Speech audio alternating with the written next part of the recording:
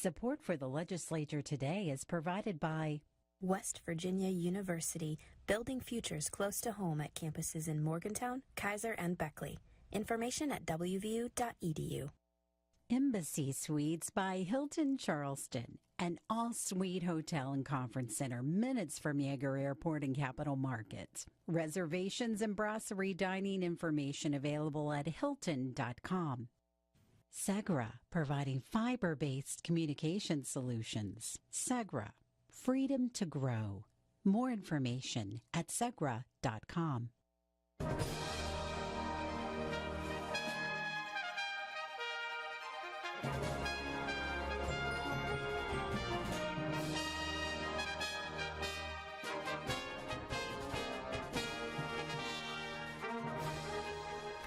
Welcome back to the Legislature today. I'm Bob Brunner. Thanks for joining us for tonight's coverage of the 2023 legislative session. Today is the 41st day of the 60-day session, and it's also the last day to introduce bills in the Senate. The House passed that milestone last week with a couple of exceptions for supplementary appropriations and resolutions. That should be it for the year. The House of Delegates held a public hearing this morning. It was focused on a bill that would change the state's workers' compensation law, limiting the penalties companies pay when a worker gets injured on the job. Randy Yohe has our report. House Bill 3270 would limit an employer's non-economic damages regarding a deliberate intent lawsuit to $250,000. In his wheelchair, Logan County coal miner Nick Grimmett explained how a negligent rock fall left him paralyzed for life, testifying that the compensation was inadequate at best. But they don't consider I've been denied on very many things from workers' compensation. We've had to wait. My wife she could tell you more about it than I can because she takes care of most of the workers' compensation, and it's just miserable.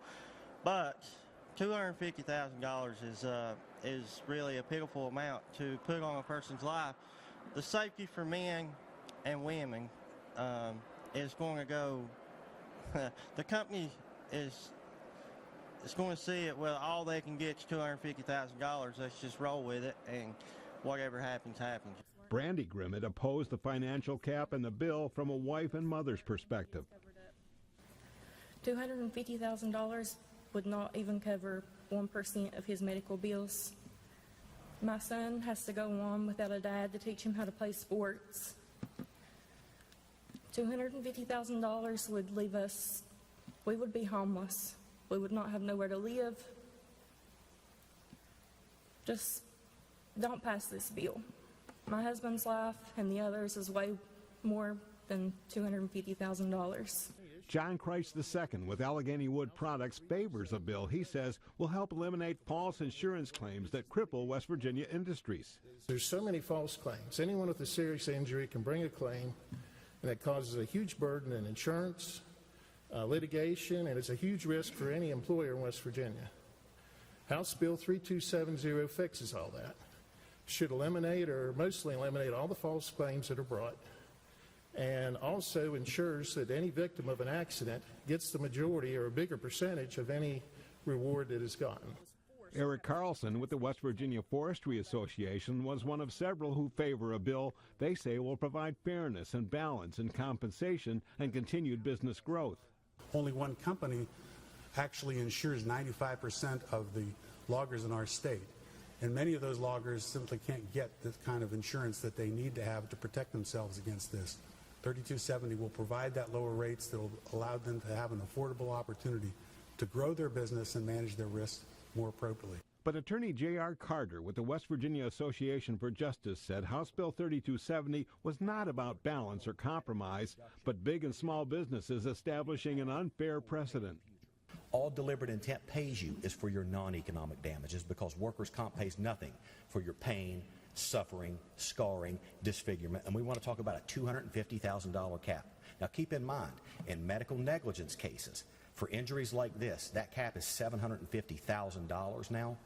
That's for a doctor who is accidentally committing something while he's trying to render life-saving aid, not a company that's trying to cut corners and increase profit at the expense of employees. House Bill 3270 remains in the House Judiciary Committee. For the legislature today, I'm Randy Yohe. Opponents of the contentious Senate Bill 10, which would allow the concealed carry of firearms on college campuses, tried to get 2 exemption amendments passed today. Randy Yohe has that story and the results.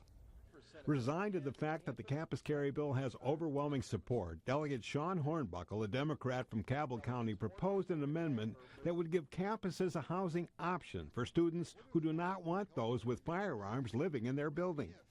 There are some students, they're going to say, no, we don't want to go to West Virginia, Marshall, Concord, Fairmont, to say, stop right there. We're going to work with our legislature, and we're going to give you reasonable living accommodations too. So we're not going to lose any money from tuition of turning any students away. Matter of fact, we're going to be more marketable. We're going to be able to go out across the country, and we're going to be able to appease every single student. If you're somebody who wants to live with firearms in your residence halls, we will allow you to do that. If you're the student that just doesn't feel right, well, we want you to, and we will make reasonable accommodations. Delegate Moore Capito, Republican House Judiciary Chair from Kanawha County, said campuses already had that option under the proposed law. Hornbuckle's amendment failed. Then Delegate Evan Hansen, a Democrat from Monongalia County, proposed an amendment striking the provisional carry permit, not allowing those 18, 19, and 20 years old from having a gun on campus. Suicide is an issue in West Virginia, and one that I think we need to pay attention to in this bill. And I think is relevant to this amendment because it's tough for kids who are going to school for the first time, 17-year-olds, 18-year-olds. So many kids are on campus. They haven't spent a substantial amount of time away from home before. They're meeting new people from different walks of life. They may or may not agree with them. They're under a lot of stress, trying to study and get good grades. And there's a mental health crisis at our universities. Delegate Bill Ridenour, a Republican from Jefferson County and a former Marine, said he put his life and trust in the hands of many 18 and 19-year-olds, and they should have the legal right for concealed carry. Hansen said Marine firearms training was vastly different from student firearms training. His amendment was also defeated. Senate Bill 10 comes up for third reading tomorrow in the House. For the legislature today, I'm Randy Yohe. Today at the Capitol, West Virginia became the first state in the nation to publicly recognize and support the Society of the Honor Guard, Tomb of the Unknown Soldier. Representatives from the Honor Guard stationed at Arlington National Cemetery were honored in the House and Senate chambers with citations, resolution, and a sense of respect and pride, demonstrated by all in attendance. Near the governor's office, the Tomb of the Unknown Soldier replica, known as a Call to Honor, was on display, presented by the Exchange Club of Georgia. The Honor Guard expects other state houses around the nation to follow West Virginia's example of recognizing their mission and history. With a number of public high school students that decide to pursue college education seeing a noticeable decline over the past few years, legislators are trying to bolster post-secondary education numbers. Reporter Shepard Snyder has that story. West Virginia has seen a 10% decline in the state's college-going rate over the past decade. That's according to West Virginia's Higher Education Policy Commission. Shepherd University in the Eastern Panhandle has seen a drop of enrollment of nearly 1,000 students since 2010, according to the school's public enrollment data. Director of Admissions Will Bell says a prevailing yet simple reason is that more students don't know what sort of career they want after college. So we see a lot of gap years, a lot of students who wait, maybe go into the military right after they graduate from high school. So they don't necessarily know. We obviously have our students that do know they want to come here. They're traditional students. They want to major in nursing or biology, pre-med, anything like that. So it's tough. Though the school saw its sharpest loss in enrollment in 2020, the first fall semester after the onset of COVID-19, the school has seen its first positive enrollment trend since 2009 this year, with a 7% increase in students since last year. Geographic location and access is also an issue. Shepherd University has a leg up in attracting out-of-staters with its closeness to Washington, D.C. and its campus right on the Maryland border. More than 40% of its students come from outside state lines. But not every school in the state has that advantage. Private schools like the University of Charleston say that despite the overall decline, they're bucking the trend. School president Marty Roth says they've kept an eye on some of the factors affecting college-going rates statewide. Due to a lower birth rate, we're seeing fewer students graduate from high school and therefore fewer students applying for a traditional four-year undergraduate degree. Roth says they're focusing on different types of students, like adult learners or working professionals coming back for a graduate degree or an associate's degree, and are pivoting to online classrooms. Schools statewide received grant funding to help attract prospective students to their nursing programs, in part to help address the state's nursing shortage. With some of the grant funding, we were able to upgrade some of our healthcare simulation equipment, build a virtual reality lab, which students now use to learn about anatomy and physiology. So rather than seeing a human heart on a sheet of paper, they can actually put on VR headgear. Vice President of Admissions at UC, Beth Wolf, calls the statewide decline a multifaceted problem. She says cost is often the first issue for uncertain students, especially in a state where many don't live close to a four-year institution and would have to pay more for room and board. Wolf also believes more students and their families think the investment into higher education simply isn't worth it. $15 an hour. Well, that's $31,000 a year. If I can do that without sacrificing the time and money to go to school after high school, that can be pretty enticing, especially if my family is in a situation where we're really trying to make things work month to month. The state legislature has made attempts to create educational policies that would increase the number of citizens with degrees.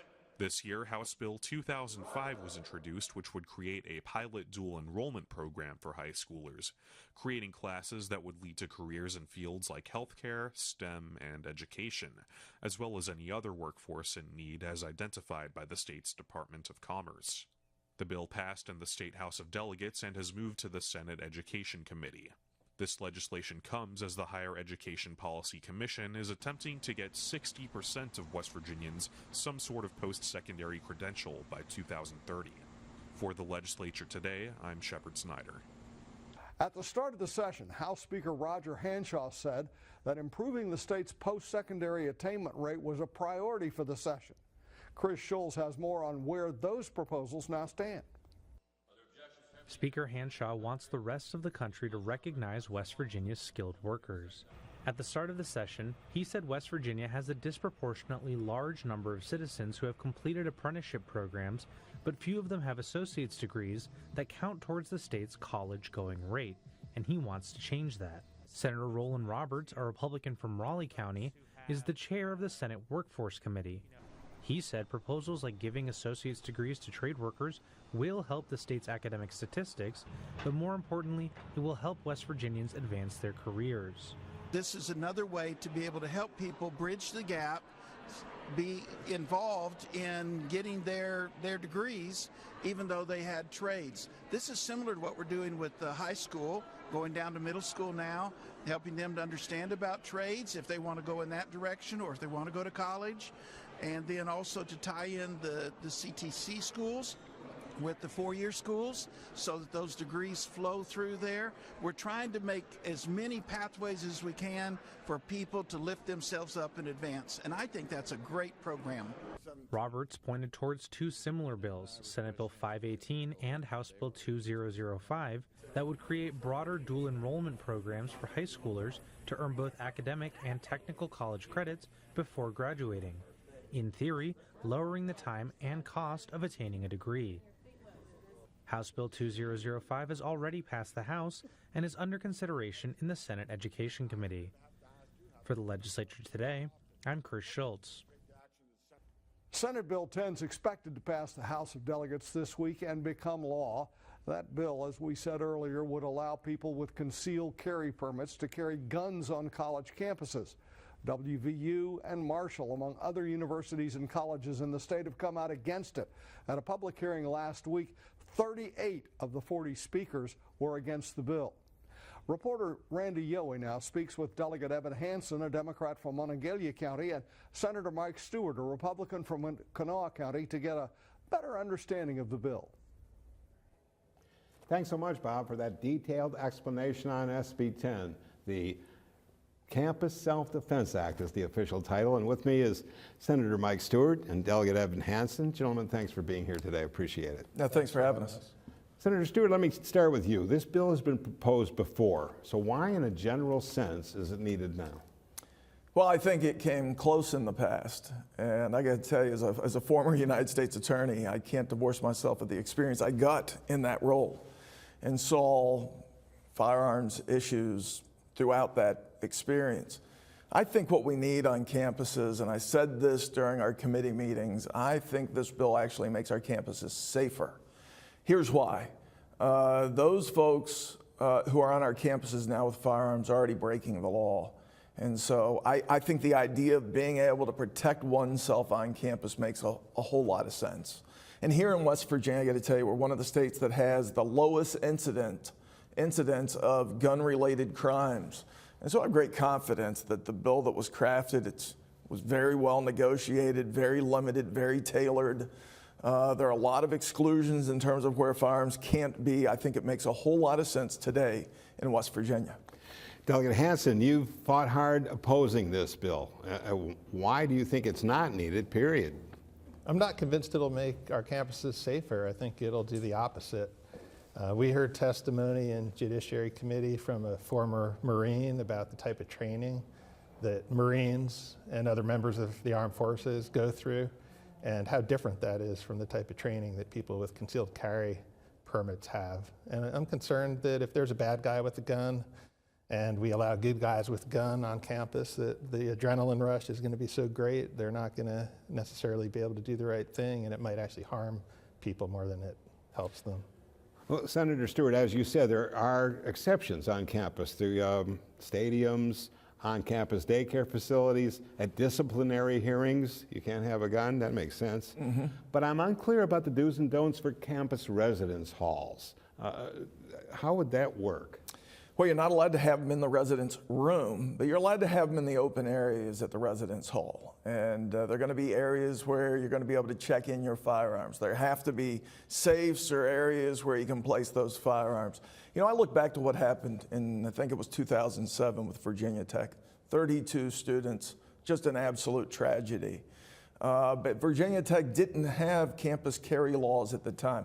Not that it would have made a difference, but I certainly would like our individuals on our campuses to be able to, in that situation, in that tragedy before it became 32 students. I think this makes sense. And I will say this, that the parameters we've placed around an existing problem, it's not that there aren't guns on our campuses today, there are. And so the idea of campus self-defense, which is the name of the bill, I think it just makes a whole lot of sense today in West Virginia. But Delegate Hansen, when you're in your dorm room, if it's anything like the dorms rooms were when I was in college, it can get pretty crazy there for the freshmen and sophomores that are living in the residence halls. Can this be policed when you're allowed to have it not in your room but in your study hall or your lunchroom? I think policing it is one of the challenges, and that's why I offered a floor amendment today to remove the provisional license from the law to make it so that 18, 19, and 20-year-olds would not be covered by campus carry, because I think that young people, especially people coming to college for the first time, are encountering a lot of difficult situations. They might be drinking or taking illegal drugs, and I'm concerned that this would place people at risk in dorms and elsewhere on campus. Yeah, his amendment failed, this provisional amendment, to not allow the 17, 18, 19, and 20-year-olds to be able to campus carry. Your thoughts on that? Well, I think his amendment should have failed. And so let me say this, concealed carry. We're not talking constitutional carry. You can't openly carry a firearm on campus. But I think the idea of concealed carry, where every individual has gone through the proper training for the safety of a firearm, it makes a whole lot of sense. Now, if you're talking about 18-year-olds, 19-year-olds, 20-year-olds, there's not a great deal of difference in that age group right there. If what we're talking about is campus self-defense, and that's what I believe we're talking about, that perpetrator at Virginia Tech, If an 18-year-old could take out that perpetrator before we have 32 victims, I like that idea. And so we have very responsible gun owners in West Virginia, many of them very young. And I support the way this bill was passed. It was very smart, the parameters that were put around it. What will this cost the universities in security and such? Well, the testimony we got in committee was that at WVU it will cost several $100,000. And the smaller universities, it would cost more because they're not starting with certain equipment that WVU already has. So it's a substantial amount of money that the universities will have to pay. But when we talk self-defense, right, what's the worth of an individual? And so I would say this, that the idea that we have to have, whether it's places to lock up firearms in certain locations on campus, whether that is at the bottom of a residence hall, it just makes sense. I think this is a common sense bill. And so hopefully we've gone about this in a very responsible way. This isn't wide open carry. There are a lot of parameters around it that seem to make sense to me. And I think it's reasonable that parents know that their son or daughter is able to defend themselves on a college campus. What about insurance liability? If somebody is in a classroom and they shoot at an active shooter and miss him and hit somebody else or goes through a wall or whatever, where does the insurance liability stand? Well, I'd say this about insurance liability, right? We live in a very litigious society. And so there's no question, perhaps this is one of the areas we need to look at in the future to fix in the event it becomes a problem. But I think the idea that someone in a classroom takes action to put down an armed offender who's harming other students or professors in the classroom, I think that person is going to have a lot of support in the community for the actions they took in a very brave way. Your thoughts on that? Well, there is some liability protection written into the bill for the universities, but it's only for a very specific situation where somebody's carrying with a concealed weapons permit and might, say, accidentally shoot someone, or maybe their adrenaline is rushing so hard that they're trying to do the right thing that they shoot their professor. But there's other types of liability this opens up. For example, what if their gun is taken by somebody else on campus and that person uses it to commit a crime, to shoot somebody? That's opening up the universities to that whole other level of liability. There was a shooting last week at my alma mater, Michigan State University, and 3 died. It was in a classroom that I went into all the time. So on Facebook, some of my old classmates have grandchildren that are going to Michigan State right now. And a couple of them said they thought it would be good that they had campus carry. Maybe it would have been nice if somebody had a gun to defend themselves. What do you say to somebody like that? What I say is that no piece of legislation is black and white, all good or all bad. It's about weighing the gray areas. And if we knew that everybody carrying a gun would be able to use it perfectly, take out bad guys with a gun, it would be black and white. But there are so many risks. There are risks of accidental discharges, and one of the most significant risks has to do with the mental health crisis that we have on our campuses, and the fact that so many people with mental health issues are having suicidal thoughts.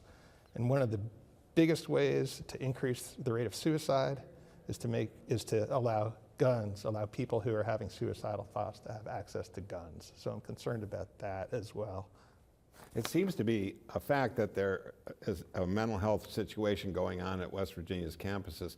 How do you compensate for that, Senator, when you're talking about campus carry? We have mental health challenges throughout society today. It's just not college campuses. I mean, I think one of the areas where I think there's great concern across society are issues with respect to mental health. The idea it only happens at college campuses is completely false. And to the degree there are mental challenges on our college campuses, all the more reason our students need the ability to defend themselves. It would be one of those students with a mental breakdown, one of those folks with a firearm that shouldn't be there, that would come into our campuses and do harm. Michigan State's a perfect example where I think it's reasonable to say that we want folks to be able to defend themselves. And the idea that only bad guys and only those folks who mean to do us harm should be able to have firearms at the expense of innocent civilians, those who can handle firearms well, I think it's unreasonable. This is a good measure. We've just got a little bit of time left. Delegate Hansen, a final thought? Well, I think whoever named the bill, the Self-Defense Act, did a good job, because it's hard to argue against that. But I do think that there's There's boundaries on the Second Amendment. This bill has 2 pages of exceptions. The question is getting the policy right. What age should people be allowed to carry guns? And where's the boundaries? And I don't think this bill sets those appropriately. Straight questions, straight answers, gentlemen. I appreciate you being here. Thanks so much, Senator Stewart, Delegate Hansen. Bob, we'll send it back to you. Thanks for that, Randy. Tune into the legislature today, Monday through Friday at 6. We'll have more news and interviews from the 2023 legislative session. And remember, West Virginia Public Broadcasting is covering the session daily in our radio news program, West Virginia Morning, and on our news site at wvpublic.org. We also broadcast the daily floor sessions of both the House and Senate on the West Virginia channel, and we stream those on YouTube as well. I'm Bob Brunner. Thanks for joining us, and have a great evening.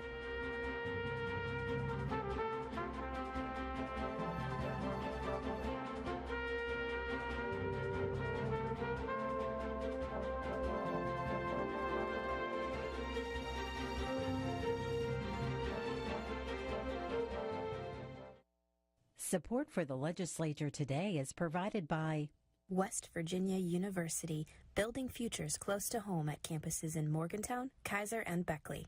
Information at wvu.edu.